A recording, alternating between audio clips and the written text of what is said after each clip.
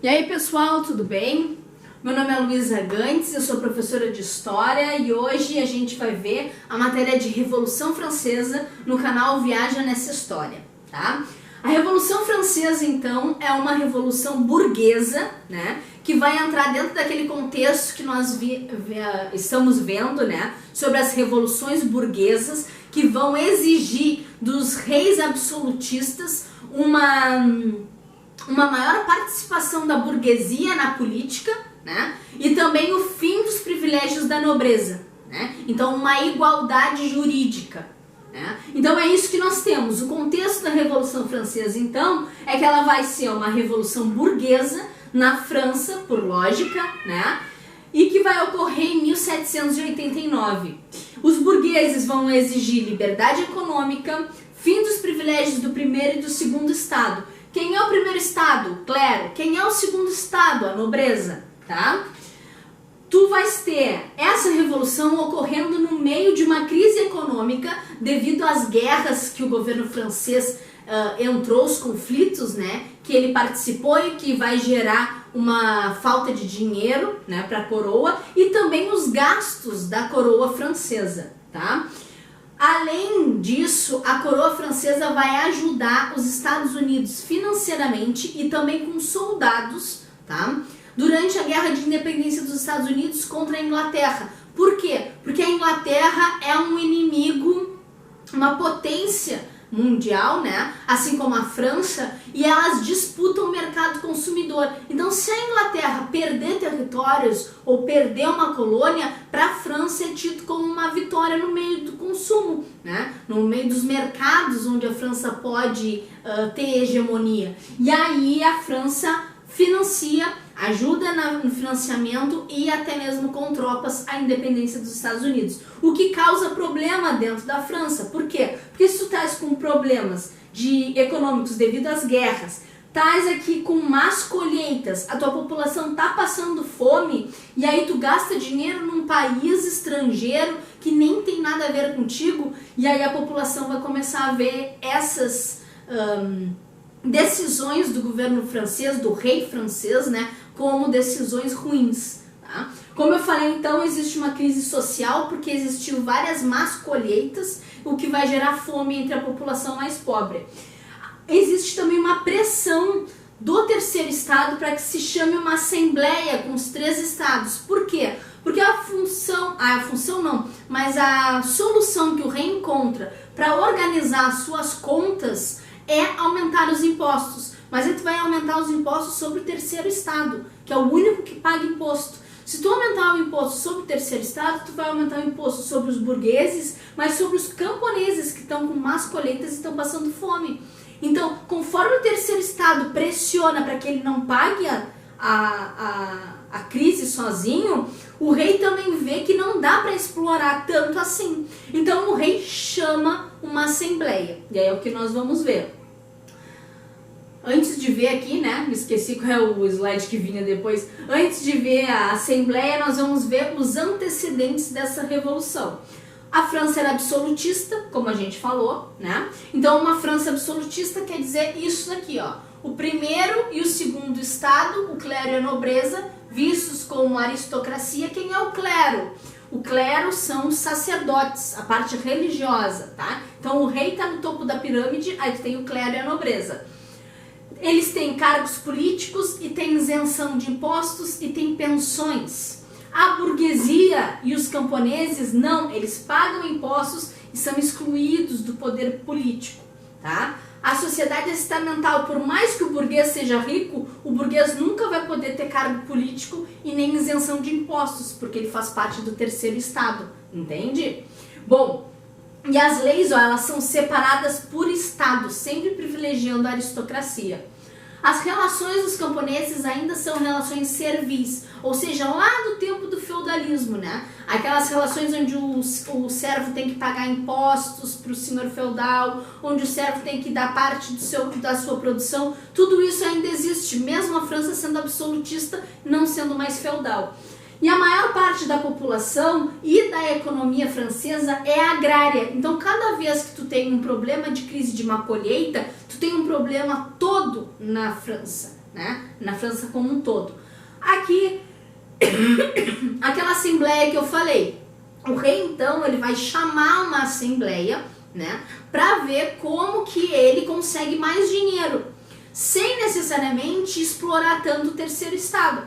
Então, o rei chama os 3 estados a fim de diminuir aquela tensão política. Qual era a proposta do rei? Que o primeiro e o segundo estado começassem a pagar imposto, que aí tu diminuiria não, né? Mas tu não cobrarias mais esse imposto que tu queres a mais do terceiro estado, mas sim do primeiro e do segundo. Só que qual é o problema? O terceiro estado, ele pede para que a votação seja por cabeça. O que é isso? Como o terceiro estado ele é maior, a maior parte da população, ele tem mais representantes. E se ele votar por cabeça, ele tem como ganhar os outros 2 estados.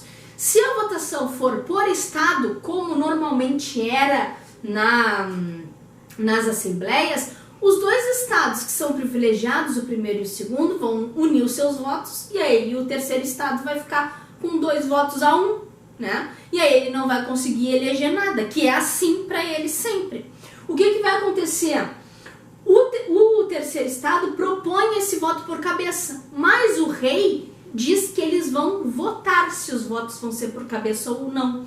E aí o primeiro e o segundo estado não aceitam o voto ser por cabeça, querem que o voto seja por estado. Sendo a votação por estado, primeiro e segundo votam que não querem pagar impostos. E aí o terceiro estado que receberia os impostos nas costas, né?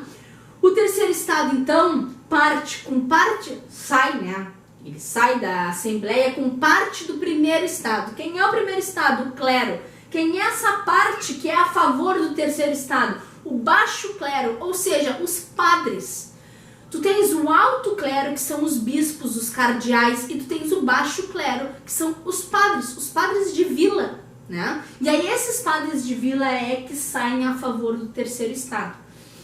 Esses 2 grupos, eles vão se separar da Assembleia e vão se declarar os legítimos representantes da nação.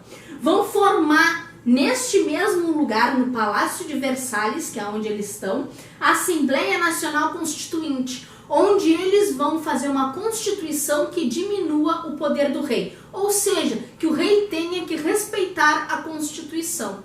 É isso que eles vão fazer, tá? Nesse momento aqui, tu também tem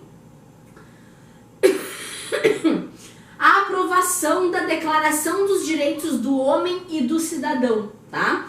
Que vai assegurar o princípio de liberdade, igualdade e fraternidade, que vão se tornar os lemas da Revolução Francesa. Liberté, égalité, fraternité, tá? E aí também o direito à propriedade, que era o que a burguesia também queria, né? O rei, que era o Luís XVI, ele vai se negar a aprovar essa declaração e vai provocar manifestações populares. Que manifestações populares são essas? A queda da Bastilha. A população vai sair às ruas, né, e vai ir até a prisão mais conhecida, né, prisão política. Então era uma prisão para os desafetos do rei, que era a Bastilha. Então a Bastilha era uma prisão, a população vai tomar essa prisão e vai libertar os presos, já que eles são presos políticos, são presos que criticavam o rei, né? São pessoas que criticavam o rei. Nessa queda da Bastilha é que a gente conta o marco inicial da Revolução Francesa. A queda da Bastilha, então, é um marco simbólico. É a ideia de que, a partir de agora, a gente vai criticar o rei, sim, porque agora a gente destruiu a prisão onde ele colocava quem criticava ele, ok? Bom, a instabilidade na França vai aumentar cada vez mais e uma constituição vai ser feita e vai ficar pronta em 1791. Então pode ver que a revolução começa em 1789 e só 2 anos depois que tu tens uma constituição. Bom, o terceiro estado, então, ele não é homogêneo, né? Ele tem camponeses, ele tem burgueses, e dentro dos burgueses ainda tem grupos, né? Então, o terceiro estado, ao longo do processo revolucionário, ele vai se dividir em 3 partidos, tá? Os jacobinos, que vão ser radicais, vão defender a reforma agrária, ou seja, o confisco de terras, né? E a redistribuição dessas terras para quem não tem, o direito dos mais pobres, e vai ser composto pelos sans-culottes. Sans-culottes significa sem culottes. Existia uma moda na época que é tu teres calças com abas, parece umas orelhas na parte das coxas.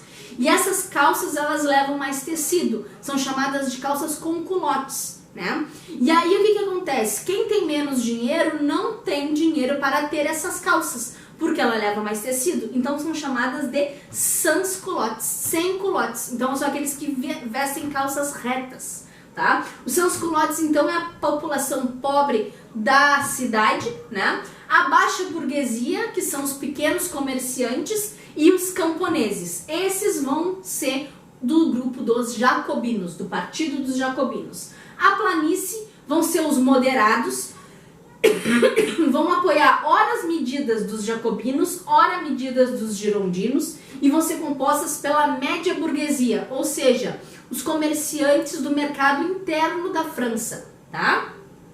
E depois nós temos os girondinos. Os girondinos vão ser moderados e reformistas. Eles não querem que acabe necessariamente o rei, que acabe necessariamente a nobreza. Eles querem, na realidade, os privilégios que essa nobreza tem, né? Então eles são ricos e eles entendem que a melhor forma de ganhar alguma coisa é a partir de acordos. Eles vão defender a propriedade privada e os privilégios, porque eles querem esses privilégios, né? A composição, então, vai ser da alta burguesia, aqueles grandes comerciantes que fazem comércio internacional, tá?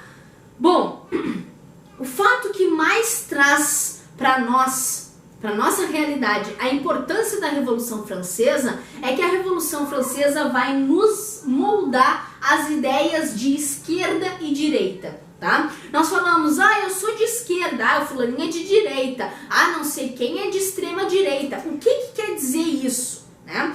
A noção de esquerda, direita e centro vem da disposição que os estados, desculpa, eu botei aqui estados, mas é dos partidos, né? A composição que os partidos do terceiro estado se sentavam na Assembleia, tá? Então, tu tens o quê? A Assembleia, ela é feita em forma de U, para que todos se enxerguem, com as lideranças aqui falando, né? Então quem fala fica aqui, e aí tu tens as pessoas se sentando com os amigos, vamos dizer assim, né? Que eu não vou chegar numa reunião e vou me sentar lá no meio das pessoas que eu não gosto. Então, eles começaram a se sentar com os amigos. Só que, se tu estás te sentando com aqueles que tu concorda, com aqueles que pensam igual a ti, o que começou a acontecer? Começou a acontecer que eles começaram a sentar sempre no mesmo lugar. Que nem quando a gente entra no colégio, sabe? Que tu senta uma vez na cadeira e depois a cadeira é tua até o final do ano. E se tu não troca de colégio, se a tua turma não muda, todo mundo senta na mesma cadeira por vários anos, né? O que é isso? No mesmo lugar. O que é isso? É isso que eles fizeram aqui. Toda vez que tinha assembleia, o grupo dos jacobinos sentava à esquerda. Toda vez que tinha assembleia, o grupo da planície, que eram os moderados, que ora votavam com um, ora votavam com outro, sentava no centro. Toda vez que tu tinhas assembleia, o grupo dos girondinos sentava à direita. Então, quando a gente fala que um partido é de esquerda ou de direita, na realidade a gente está remetendo ao que defendiam os jacobinos e os girondinos. Se um partido é de direita, a gente está dizendo que ele defende a propriedade privada, a existência de privilégios para as classes mais altas, né? E a ideia ou a proposta de reformismo, né? De tu reformares, de tu fazeres acordos nas mudanças, de não mudar tudo de uma hora para outra, tá? Se tu estás dizendo que um governo ou que um partido é de esquerda, tu estás dizendo que ele defende as mesmas coisas que os jacobinos na Revolução Francesa defendiam, que é o quê? A reforma agrária, vocês vão ver que vai ter a educação gratuita e pública, né? E obrigatória. Tu vais ter a ideia de uma nova forma de organizar com igualdade, né? Essas são as propostas dos jacobinos. Então tu associa os partidos existem hoje as referências ao que defendiam os partidos dos jacobinos e dos girondinos pelo local que eles se sentavam nas assembleias, ou à esquerda ou à direita, tá? Tá, mas e o centro? O centro ainda são os partidos de centro. Quando eu digo que um partido é de centro, eu estou dizendo o quê? Que ora ele vota com a esquerda, ora ele vota com a direita, ok? Bom, as fases da Revolução, então. Nós tivemos uma fase chamada de monarquia constitucional, que vai de 1789 até 1792, tá? Uma convenção nacional, que vai de 1792 até 1795, e o... Ai, achei que ia cair, me assustei, as gatas. E o diretório, que é 1795 até 1799, tá? A monarquia constitucional, então, a Constituição fica pronta em 1791, tá? E alguns artigos dela, ó, tu tens um rei e tu tens uma Constituição, ok? É isso que é a monarquia constitucional. Tu vais ter alguns artigos dela. O governo foi transformado em monarquia constitucional. O poder executivo vai caber ao rei, mas o parlamento, os políticos, né, vão poder limitar esse poder. Os deputados vão ter mandatos de 2 anos. O voto não vai ser universal, ou seja, nem todo mundo vai poder votar. Só vai poder ser eleitor, ou seja, votar aquele que tiver uma renda mínima. Toda vez que tu diz que só pode votar quem tem renda mínima, o voto ele não é universal, ele chama de voto censitário, tá? Tu tens acabou os privilégios das antigas ordens, ou seja, da nobreza e do clero, né? Vai existir a abolição da servidão. Lembra lá dos servos que eu estava falando, que existiam os servos feudais, né? Lá do sistema feudal, que ainda existia no sistema absolutista, então agora não pode mais existir a servidão. E tu vai ter a nacionalização dos bens da igreja, os bens eclesiásticos, tá? E vai se manter a escravidão nas colônias. A Convenção Nacional é quando tu tens os jacobinos chegando ao poder, tá? Ela vai ser de 1792 a 1795 e o rei vai buscar apoio dos países absolutistas e vai tentar invadir o seu próprio governo. Chutei uma gata aqui no meio que elas estão correndo para tudo que é lado. O rei, então, ele vai buscar apoio dos países absolutistas para invadir o seu próprio país. Para quê? Para conter os revolucionários. E aí o rei vai ser entendido como um traidor. Vai ser julgado, preso, na realidade vai ser preso, julgado e morto, tá? Ele e a família real. Os jacobinos vão chegar ao poder, né? Que são o grupo mais radical. São representantes da média e da pequena burguesia, também dos camponeses, né? Que a gente viu. O líder deles vai ser o Robespierre e eles vão ter essas medidas de governo aqui. Que medidas? O voto vai ser universal, então todos os homens votam, tá? E não mais por renda. Vai existir o fim da escravidão nas colônias francesas, porque dentro da França já existe o fim da escravidão, tá? Vai existir o congelamento de preços dos produtos básicos como o trigo, ok?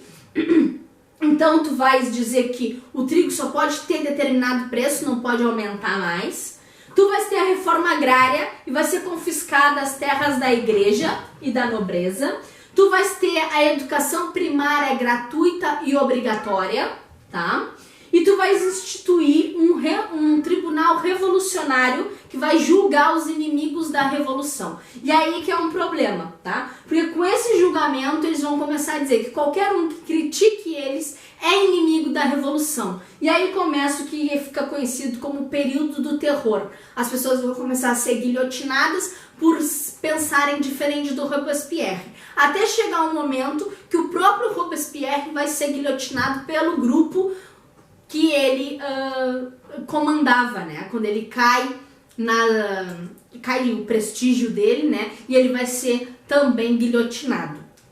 Como tu tens esse período do terror e várias guilhotinas, tu tem a população ficando com medo. Toda vez que a população tem medo, ela corre pro lado da ordem. A ordem é o quê? Tu ser conservador, tu tentar manter o que se tem, né? E é aí que eles foram pro lado da alta burguesia. Então o diretório é o governo da alta burguesia, o governo dos girondinos, ok?